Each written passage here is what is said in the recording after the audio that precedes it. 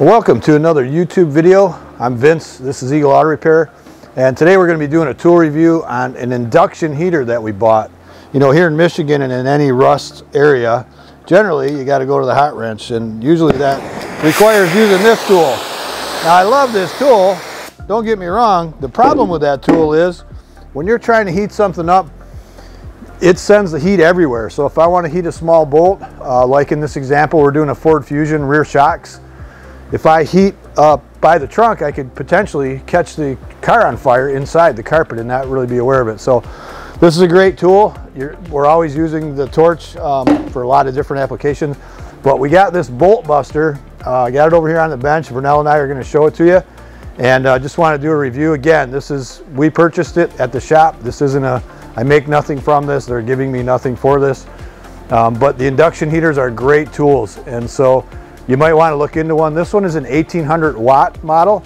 They do have some smaller wattage ones. The price is down a little bit less on those.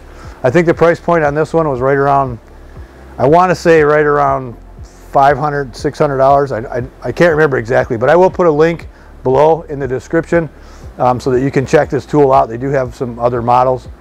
This company makes a couple different styles, but we find it very handy. And again, it allows you to control the heat in a small area, unlike the torch, which when you put the torch up there, you've got a lot of heat going on, not just on the area that you're trying to heat. So we're going to take it over to the bench, show you what it looks like coming in the package, and have a little bit of a demonstration on what it actually does. All right, so here it comes packaged. This is the package outside of the box. It comes in this box right here, which is basically just a cardboard box, which I guess you could store it in here. It also comes with this little plastic container, and then the actual tool, I'm gonna have Vernell get it out, is in this carry case. So we keep just these two pieces in the box, but this is what it looks like. It comes in this big box here, and so we're gonna go ahead and I'm gonna have Vernell take it out of the packaging and get it hooked up, and we'll show you how it works. We've got a bolt chucked up in the vise over here, and we're gonna show you how quickly this device gets that bolt cherry red. So you can see it's just kind of a cylinder. The takeaway here is you just have to make sure it's got a couple of areas down in the center here where the electrodes will hook up, and you got these dial screws. There is some dielectric grease down in there. You want to make sure these contacts are tight. It will throw some sparks if they're not, and you could damage the tool. So you see they have these assortment of different style electrodes for different size applications, and there's a couple wires in there that you can actually bend and fool around with yourself. So ideally you want to try to get the smallest one. I think in this case we're going to use this one. So we won't really want to lay it on the bolt. We don't want to touch the bolt, but we wanted to get it around the bolt. And so we're going to have Vernell use this electrode here, get it set up. It's got fiberglass wrapped around it. And so, yep, we're going to dial it in. He's going to plug it in first. Then we're going to hook those electrodes up. And it's just a matter of getting the right one and then getting it down into the correct hole and getting them good and tight on there. Like I said, if they're not tight, what's going to happen is you're going to see some sparks and potentially damage the tool. So you don't want to do that. And then it's got that red button there. That's pretty much your go button. So you'll notice I'm going to get you close in here on the bolt. He's going to heat her up.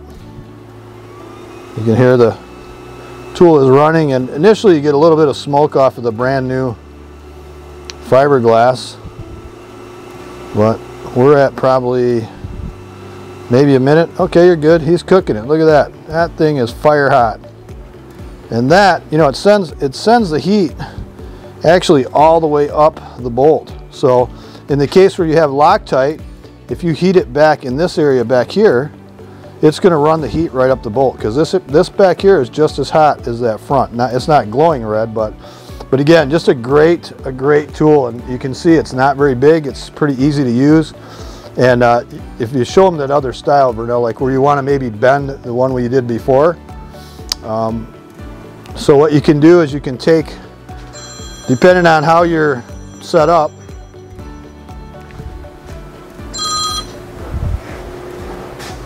depending on what your configuration is, you know, when we were doing the fusion bolts, you can't necessarily get straight on it like we did here. You know, you can't get right on it. So these pliable electrodes, you can actually take and manipulate it so that you can kind of go in there in a different fashion. Maybe you have to go around something, and so you can bend it like that, and it works out pretty well. So we were able to get right in there on the Fusion without too much trouble. And we'll try this again just for example.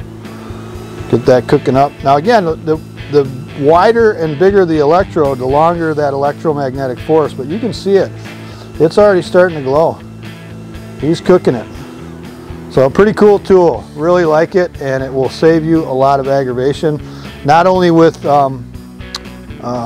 know, just in an application where you need to put direct heat, but not cause a fire somewhere else. So absolutely great tool, just love it. Like I said, I'll put a link below. You can check that tool out and see which one is right for you. We have the 1800 watt one. It's a little bit more money. There is a cheaper version, a less expensive version. But again, depends on your application. We're in Michigan in the Rust Belt, so we definitely have to get them hot here. That bolt buster is such a handy tool. Really do enjoy it, like it a lot. A lot of these late model cars are going to have those fasteners that have Loctite on it.